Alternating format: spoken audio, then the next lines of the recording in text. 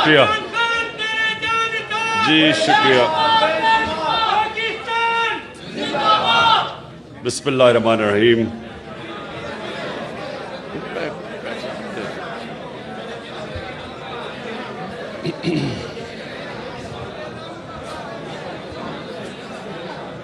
ایاک نعبد و ایاک نستعین.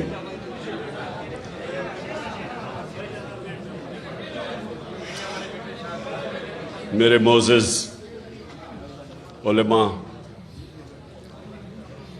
معزز مشائخ، میں پہلے تو آپ سب کا شکریہ ادا کرتا ہوں. آپ یہاں تشریف لائے اور میں نے آپ کی تقریریں بھی سنی. تو میں سب سے پہلے آپ کو اپنی بات شروع کرنے سے پہلے میں یہ واضح کر دوں، تھوڑا اس طرف ہو جاؤ،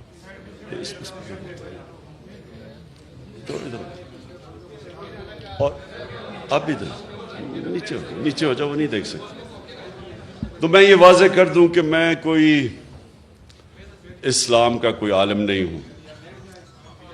میں کوئی اپنے آپ کو اسکالر نہیں سمجھتا اسلام کا. لیکن میں جس طرح کل بھی میں نے یہ بات کی کہ میں نے اپنی زندگی کے تجربے سے، اور میں نے بڑا مغربی کلچر اندر سے دیکھا، اور اپنا تو میں جانتا تھا. ہم بڑے ہوئے ایک ایسے گھر میں جدھر شروع سے ہی ہمیں بڑی تربیت دی گئی اسلام کی. تو لیکن مجھے جو فرق ہے باقی لوگوں سے، میں جو مغربی کلچر ہے وہ میں شاید ہی کوئی اتنا بہتر سمجھتا ہوں جو میرے سے زیادہ.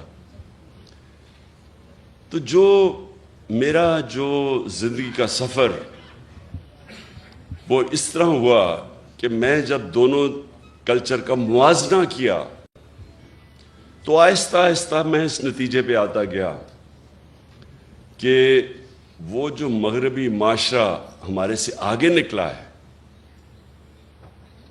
اور ہم پیچھے رہ گئے، میں آہستہ آہستہ اس نتیجے پہ آ گیا کہ اس کی ایک وجہ ہے کہ ہمارے نبی صلی اللہ علیہ وسلم رحمت للعالمین، ہمارا جو رب ہے وہ رب العالمین ہے، رب المسلمین نہیں ہے، مسلمانوں کا خدا نہیں ہے، انسانوں کا خدا ہے. اور ہمارے جو نبی صلی اللہ علیہ وسلم تھے وہ سارے انسانوں کے لیے رحمت بن کے آئے تھے. اللہ چاہتا تو وہ صرف مسلمانوں کے لیے رحمت بن کے آئے، لیکن وہ سب انسانوں کے لیے رحمت بن کے آئے تھے. اس کا کیا مطلب ہے؟ اس کا مطلب یہ ہے کہ جب اللہ ہمیں حکم کرتا ہے کہ نبی صلی اللہ علیہ وسلم کی شریعہ پہ چلو، ان کی سنت پہ چلو، تو وہ ہماری بہتری کے لیے اللہ کہتا ہے. یہ میں آپ کو پھر بتا رہا ہوں کہ یہ میں اپنے زندگی کے تجربے سے ان چیزوں پہ پہنچا، ان نتیجوں پہ پہنچا کہ جب اللہ حکم کرتا ہے کہ ان کی زندگی سے سیکھو، ان کی سنت پہ چلو، تو اللہ کیا کہہ رہا ہے؟ اللہ ہمیں کیونکہ ہمارے سے پیار کرتا ہے، اللہ وہ اپنی مخلوق سے سب سے زیادہ پیار کرتا ہے، تو وہ ہمیں وہ راستہ دکھا رہا ہے جو راستہ انسان کے عروج کا ہے. کیونکہ دنیا کی تاریخ میں نہ کوئی وہ انسان اس عروج پہ پہنچ سکتا ہے، نہ کبھی پہنچے گا جو ہمارے نبی صلی اللہ علیہ وسلم پہنچے. پہنچ ہی نہیں سکتا، کوئی اتنا بڑا لیڈر نہیں بن سکتا. کسی ایک انگریزی کتاب ہے کہ دنیا کے جو 100 سب سے عظیم لوگ، انگریزی کی کتاب ہے، ولیم ہارٹ انگریز نے لکھی ہوئی ہے. اس میں وہ کتاب 100 انسانوں کی بات کرتا ہے کہ دنیا کے سب سے عظیم انسان تھے. اس میں جو وہ سب سے نمبر 1 رکھتا ہے وہ ہمارے نبی صلی اللہ علیہ وسلم کو رکھتا ہے. کیوں رکھتا ہے؟ کیونکہ کسی انسان نے اتنی زندگی میں اچیومنٹ کی نہیں کسی انسان نے وہ دنیا کے اندر اس کو وہ عروج ملا ہی نہیں، وہ کام کیے ہی نہیں جو ایک انسان نے کیے۔ میں جب یونیورسٹی میں تھا ہم کتابیں پڑھتے تھے کہ جی وہ فلانا آدمی بڑا کامیاب ہے۔ میں کرکٹ کی بھی کتابیں، جو اچھا کھلاڑی تھا اس کے اوپر پڑھتا تھا۔ کیوں پڑھتے تھے؟ کیونکہ ہم ان سے سیکھنا چاہتے تھے، ہمارے رول ماڈل تھے۔ آج ہمارے بچے بل گیٹس کا پڑھتے ہیں کہ دنیا کا سب سے کامیاب ٹیکنالوجی کا آدمی ہے، کہ وہ کیسے پہنچا۔ اسٹیو جابز، یہ بڑے لوگ جو کامیاب ہیں، لوگ ان کی کتابیں پڑھتے ہیں۔ تو جو انسان سب سے دنیا کی تاریخ کا عظیم آدمی تھا، تو اللہ ہمیں حکم کر رہا ہے کہ ان کی زندگی سے سیکھو، کیونکہ اگر آپ نے اوپر جانا ہے تو ان کے راستے پہ چلو۔ اللہ کو فائدہ نہیں پہنچا سکتا کوئی، اللہ بے نیاز ہے، یہ ہماری بہتری کے لیے وہ کہتا ہے۔ تو میرا یہ سب سے پہلا یہ نتیجے پہ میں کیسے پہنچا، کیونکہ جب میں نے دونوں معاشرے دیکھے، آپ حیران ہوں گے کہ جو مدینہ کی ریاست کے اصول بنائے تھے میرے نبی صلی اللہ علیہ وسلم نے، آپ حیران ہوں گے کہ وہ ان اصولوں پہ وہ مغربی معاشرے چل رہے ہیں۔ جو انہوں نے مدینہ کی ریاست پہ ایک ان انسانوں کو جن کی کوئی حیثیت ہی نہیں تھی، ان کو دنیا کی امامت کروا دی، اور یہ تاریخ کا حصہ ہے۔ ایک کتاب ہے، بڑی تاریخی کتاب، اس کو کہتے ہیں دا فال آف رومن ایمپائر، ایک بڑا ہسٹورین گبنز اس نے لکھی ہوئی ہے۔ اس میں ایک پورا چیپٹر ہے کہ کیسے وہ رومن ایمپائر جو اتنا بڑا سلطنت تھی، سپر پاور تھی، وہ کیسے گری۔ اس میں پورا چیپٹر ہے کہ ایک انسان اٹھا عرب سے، اور دیکھتے دیکھتے اس نے گھٹنے ٹیک دیے اس کے سامنے۔ تو اس نے کیا کیا، جو چیزیں کی نا، وہ تھی مدینہ کی ریاست میں انہوں نے بنیاد رکھی۔ بنیاد کس چیز پہ رکھی؟ سب سے پہلی بنیاد رکھی عدل اور انصاف پہ۔ یہ جو آپ ایک چیز یاد رکھ لیں کہ جس معاشرے کے اندر قانون کی حکمرانی نہیں، جدھر انصاف نہیں، وہ جانوروں کا معاشرہ ہے۔ جانوروں کے معاشرے میں انصاف نہیں ہوتا۔ اللہ نے جتنے اپنے پیغمبر بھجوائے دنیا میں 1,40,000، وہ سارے ایک ہی پیغام دینے آئے تھے کہ جانوروں سے مختلف انسان کی معاشرے میں انصاف ہونا چاہیے۔ اور انصاف کا مطلب ہوتا ہے طاقتور اور کمزور کے لیے ایک قانون، قانون سے اوپر کوئی نہیں ہوتا۔ یہ یاد رکھیں، یہ سب سے بڑی بنیاد رکھی جاتی ہے ایک انسانی معاشرے پہ۔ جو نبی صلی اللہ علیہ وسلم، ان کے پاس ایک قریش، اس نے کہا جی قریش کی لڑکی نے چوری کی ہے، اس کو معاف کر دیں، قریش کی لڑکی ہے۔ تو انہوں نے کہا کہ میری اگر بیٹی بھی چوری کرے گی تو اس کو سزا ملے گی، کہ کوئی قانون سے اوپر نہیں ہے۔ اور پھر انہوں نے یہ کہا کہ تمہارے سے پہلے قومیں تباہ ہوئیں، جدھر ایک چھوٹا چور چوری کرتا تھا وہ جیل میں چلا جاتا تھا، لیکن طاقتور کو اس ملک کا انصاف کا نظام نہیں سزا دے سکتا تھا، قوم تباہ ہو جاتی ہے۔ یعنی کہ جس قوم میں انصاف نہیں ہوتا وہ تباہ ہو جاتی ہے۔ جو حضرت علی رضی اللہ تعالیٰ نے کہا کہ کفر کا نظام چل جائے گا، لیکن نا انصافی اور ظلم نہیں چل سکتا، ظلم کا نظام۔ آج اگر آپ نے دیکھنا ہے عدل اور انصاف، میں آپ کو ملک بتا دیتا ہوں، سوئٹزرلینڈ چلے جائیں، سب سے خوشحال ملک ہے، وسائل ہیں ہی نہیں۔ پاکستان میں اللہ نے اتنی نعمتیں بخشی ہیں وسائل کی حیثیت سے، لیکن سوئٹزرلینڈ میں تو ہے ہی کچھ نہیں۔ وہاں خوشحالی دیکھیں جا کے۔ اور ایک انڈیکس ہوتا ہے کہ ایک ملک میں، اسے کہتے ہیں رول آف لا انڈیکس، یعنی انصاف کتنا زیادہ ہے کس ملک میں۔ آپ حیران ہوں گے کہ مسلمان ملکوں میں 20% بھی نہیں ہے انصاف، رول آف لا۔ سوئٹزرلینڈ میں تقریباً 100% ہے، کوئی قانون کے اوپر نہیں ہے۔ انصاف اور خوشحالی، ظلم کا نظام اور تباہی، یہ میرے نبی نے تب کہہ دیا تھا۔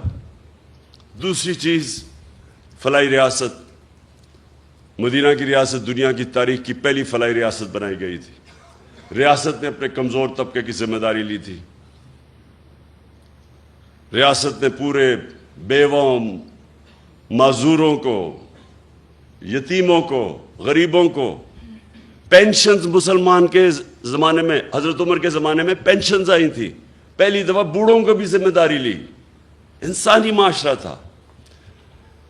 آج اگر آپ نے یہ دیکھنا ہے فلاحی ریاست کدھر ہے، ڈنمارک، سویڈن، ناروے، برطانیہ، آپ وہاں جا کے دیکھیں کہ کیسے انسانوں کی قدر ہے۔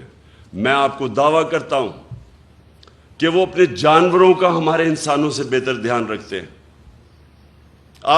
وہاں ایک پولیس والے کو 3 سال سزا دے دی کہ وہ پولیس کے کتے کے اوپر، وہ اپنے کتے پہ کسی نے دیکھ لیا کہ اس کو مار رہا تھا، پولیس والے کو سزا دے دی۔ یا پولیس والے انسانوں کے ساتھ کیا کرتے ہیں؟ ابھی وہ شہباز گل کے ساتھ کیا ہوا ہے؟ 2 دن پکڑ کے اس کو مارا، ننگا کر کے اس کو تشدد کیا۔ وہاں انسانوں کو، انسانیت کا تو نظام اور ہے، وہ جانوروں کو، ان کی ایک ہے RSPCA، وہ دیکھتی ہے کہ کئی جانوروں پہ تو نہیں ظلم ہو رہا۔ اور یہ کدھر شروع ہوا تھا؟ حضرت عمر نے کیا کہا تھا کہ اگر کتا بھی میری ریاست کے اندر بھوکا مرے میں ذمہ دار ہوں۔ بس میں ایک منٹ، بس میں ذرا چاہتا ہوں کہ میری آپ آج بات سن لیں، کیونکہ میں پھر آخر میں آنے لگا ہوں یہ حقیقی آزادی کے اوپر۔ دیکھیں، جو نبی صلی اللہ علیہ وسلم کی سنت پہ چلے گا معاشرہ، وہ اوپر چلا جائے گا، چاہے وہ مسلمان ہے یا نہیں ہے، کیونکہ وہ رحمت للعالمین ہے۔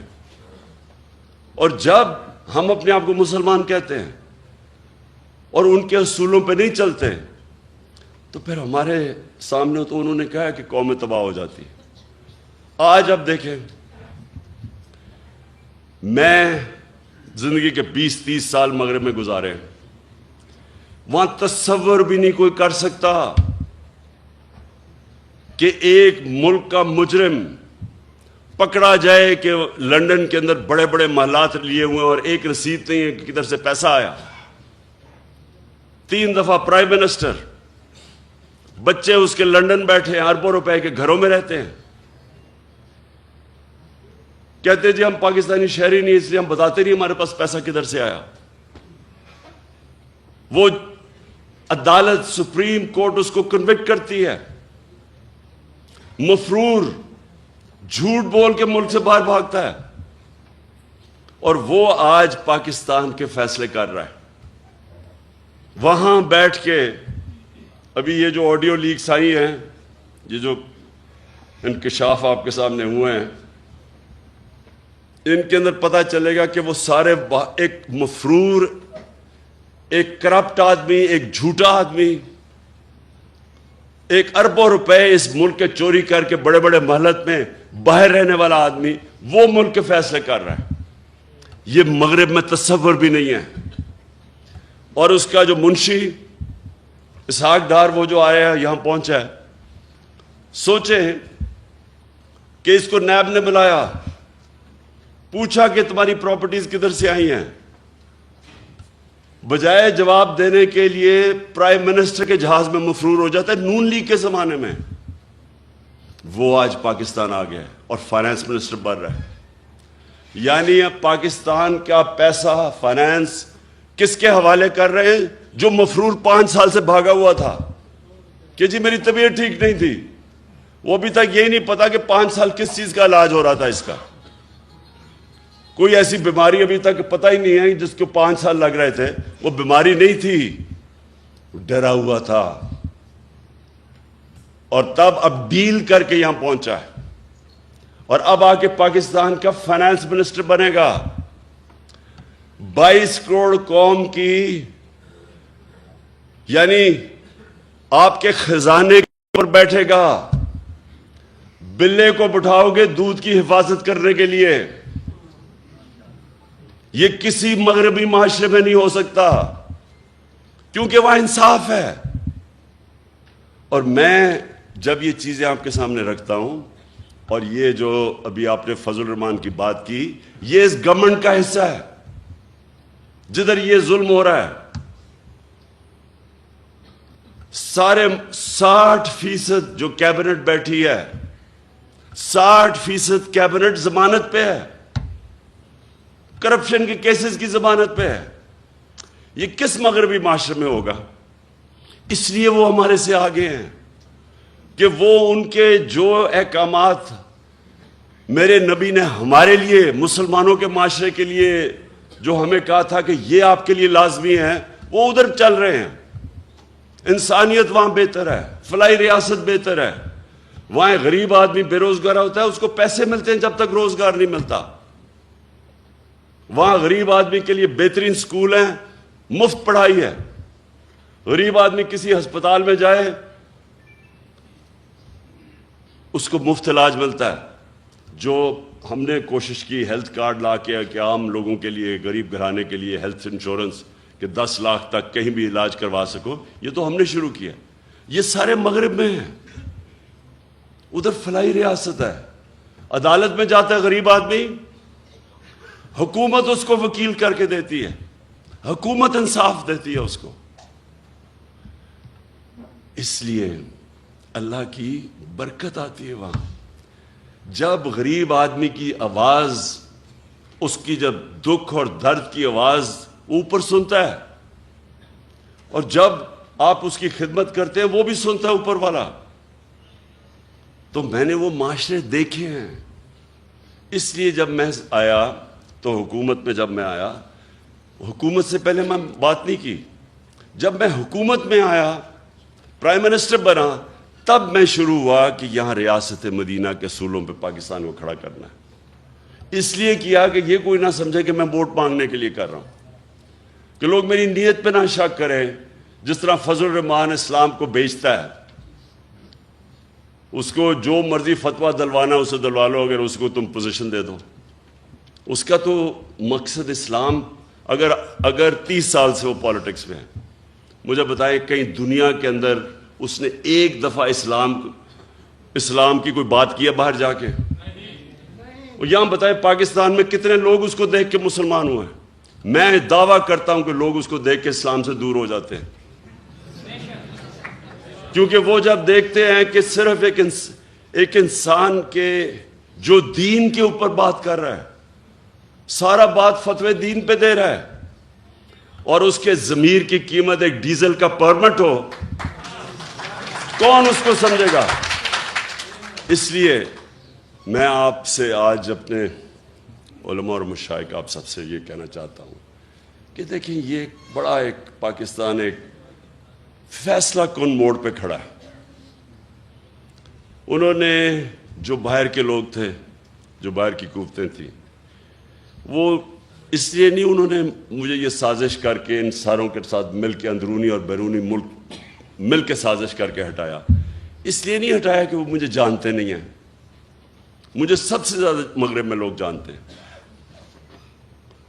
انہوں نے اس لیے ہٹایا کہ وہ اس ملک میں ایسے لوگ چاہتے ہیں جو ان کی غلامی کریں، اور جتنا بڑا ڈاکو ہوتا ہے اتنا ہی وہ بزدل ہوتا ہے، کیونکہ اس کو پیسہ بچانا ہے اپنا۔ پیسے بچانے کے لیے وہ ملک کو قربان کرنے کے لیے تیار ہو جاتا ہے۔ ان سب کے پیسے باہر پڑے ہیں، ان کا اربوں ڈالر باہر پڑا ہے، چاہے یہ زرداری ہو، چاہے نواز شریف ہو، یہ خان 30 سال سے پیسہ چوری کر رہے ہیں ملک کا۔ ان کو اسی طرح کے لوگ چاہیے آپ کے اوپر، کیونکہ وہ جو ان کو کہیں گے وہ کریں گے۔ جب زرداری اور نواز شریف 10 سال 8 سے لے کے 18 تک جب یہ اقتدار میں تھے، 400 ڈرون اٹیک کیے امریکہ نے پاکستان پہ۔ یہ دنیا کی تاریخ میں کبھی نہیں ہوا کہ جس ملک کے لیے آپ جنگ لڑ رہے ہیں وہ آپ کے اوپر ہی اٹیک کر رہا ہے۔ یہ کہیں نہیں ہوا آج تک، اور یہ سارے انسانی حقوق کی خلاف ورزی تھی، یہ سارے انٹرنیشنل لاز کی خلاف ورزی تھی۔ کوئی قانون آپ کو اجازت نہیں دیتا کہ آپ ہی فیصلہ کریں دہشت گرد کو آپ ہی مار دیں۔ ہمارا وہ الطاف حسین بیٹھا ہوا لنڈن میں، 30 سال سے. کیا کہیں گے کہ ہم ڈرون میں اٹیک کر کے اس کو مار سکتے ہیں؟ کوئی اجازت دے گا آپ کو؟ کہیں گے عدالت پہ جاؤ. اور ہمارے یہاں لوگوں کو کتنے بے قصور لوگ مارے یہاں. اور یہ دو بیٹھے ہوئے تھے, ایک دفعہ ان کے منہ سے امریکہ کے خلاف بات نہیں نکلی. کس نے اس کے خلاف پروٹیسٹ کیا؟ تحریک انصاف نے. ہم نے جا کے دھرنے دیے ڈرونز کے خلاف, ہم نے جا کے ساری جگہ اٹھایا. ان دونوں حکمرانوں نے کبھی کچھ نہیں کیا, کیونکہ ان کے پیسے باہر پڑے ہیں, یہ اپنے پیسے کے غلام ہیں.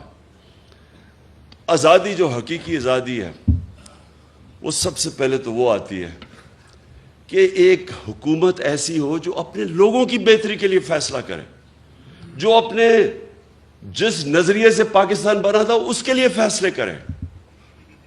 اور وہ جب آپ ایک آزاد, خود جب حکومت آتی ہے جو آزاد فارن پالیسی, تو وہ اس کو مشکل وقت سے نکلنا پڑتا ہے, کیونکہ آزادی کوئی پلیٹ میں نہیں دیتا کسی کو. آزادی کے لیے جدوجہد کرنی پڑتی ہے. ہمارے نبی صلی اللہ علیہ وسلم مدینے میں پہلے دن آزادی نہیں مل گئی تھی. کفار نے پوری کوشش کی. جنگ احد کے اندر بڑی مشکلوں سے مسلمان بچے. پھر جنگ خندق کے اندر تو سارے سمجھ رہے تھے کہ بچیں گے نہیں, اتنی بڑی فوج آئی اور گھیر لیا تھا ان کو. تو جدوجہد کی, قربانیاں دیں, پھر آزاد ہوئے اور پھر ایک عظیم قوم بنے. غلام تو کبھی اوپر جا ہی نہیں سکتے. اور جب ایک مسلمان دعویٰ کر دیتا ہے کہ لا الہ الا اللہ, اور پھر وہ کیسے کسی کی غلامی کر سکتا ہے؟ اس کا مطلب کہ آپ نے جو اللہ سے وعدہ کیا ہے, آپ نے حلف لیا ہے, لا الہ الا اللہ, اللہ سے آپ کا حلف ہے کہ اے اللہ تیرے سوا میں کسی کے سامنے نہیں جھکوں گا, پھر آپ کیسے کسی کی غلامی کر سکتے ہیں؟ اور پھر جب آپ یہ دعویٰ کر دیتے ہیں تو پھر اللہ آپ پہ چھوڑ دیتا ہے, اور قومیں وہ اٹھتی ہیں جو پھر اپنے پیر پہ کھڑی ہوتی ہیں, پھر قربانیاں دیتی ہیں, مل کے قوم قربانی دیتی ہے, وہ پھر نکل جاتی ہے. جو ہوا کہ دنیا کی تاریخ کا سب سے بڑا انقلاب آیا تھا مدینہ کے اندر. دنیا میں اتنا بڑا انقلاب نہیں آیا. 10 سال 622 اور 632 میں دنیا کا نقشہ بدل گیا, دنیا بدل گئی. 2 سپر پاورز تھی تب بھی. ہمیں بھی جب تک ہم ایک بحیثیت قوم ایک صحیح معنی میں اپنے آپ کو آزاد نہیں کرتے, جو ہمارا کلمہ ہمیں آزادی دیتا ہے, اور جب تک ہم یہ چوروں کی غلامی کریں گے جو باہر سے کنٹرولڈ ہیں, کوئی مستقبل نہیں ہے ملک کا. انہوں نے جو 5 مہینے کے اندر کہا جی ہم مہنگائی کم کرنے آئیں گے. 50 سال میں سب سے زیادہ مہنگائی ہوئی ہے آج پاکستان میں. 50 سال کے بعد ایسی مہنگائی ہے. کبھی ایسا معیشت جو 6% کے اوپر ترقی کر رہی تھی 6 مہینے پہلے, آج وہ بالکل نیچے گر چکی ہے. بے روزگاری بڑھ رہی ہے. یہ آپ کی خدمت کرنے نہیں آئے تھے, یہ اپنے کیسز ختم کرنے آئے تھے. انہوں نے جو چوری کی ہوئی ہے اس کو بچانے آئے تھے. یہ اسحاق ڈار جیسا فراڈ, یہ اب اسی NRO ڈیل کے تحت یہ پاکستان پہنچا ہے. اور ہماری بڑی بدقسمتی ہے کہ ہمارا نا انصاف کا نظام اس کو روک سکا, اور نہ ہمارے وہ لوگ جو ملک کے محافظ ہیں بنتے ہیں, نہ انہوں نے اس کا راستہ روکا. اور کون روکے گا؟ انشاءاللہ آپ کا بھائی عمران خان انشاءاللہ اس کا راستہ روکے گا.